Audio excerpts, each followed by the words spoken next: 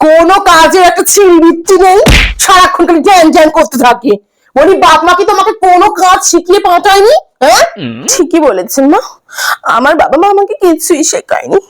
শুধু একটা জিনিস বাদ দিয়ে, কি বলুন তো, সিঁড়ির মধ্যে সর্ষে তেল ঢেলে দিলেই আপনি অমনি পড়ছে। কি মজা হবে বলুন, ধাক্কা পড়বে নিচে। গো মা, টাকা এনেছি ঘরে, একটু ধাক্কা তুমি মারো, ওকে সবাই ধরে। লোকের বাড়ির বউগুলোকে দেখি কত লক্ষ্মী, মুখে একটা রাগ আছে না। হ্যাঁ, আর আমার বাড়ির একটা বউ আনেই তো, দজ্জাল এনেছে, দজ্জাল। মা, আপনি কি দেখেন আমাকে আমাদের সাপের মতো লাগছে? কত কত বিষ ঢালছেন।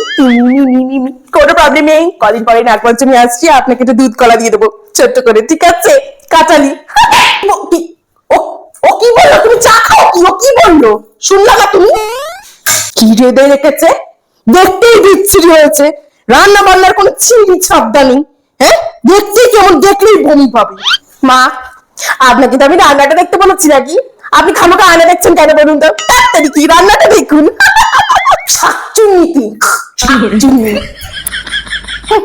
আগেকার দিনের বউরা শাশুড়ির পা ধুয়ে জল খেত, আর এখনকার বউরা পারে না শাশুড়িকে নাতি মেরে দিয়ে দেয়।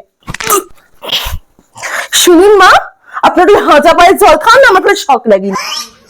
আর রইল বা কি নাতির কথা, এটা দেবো নাকি মা?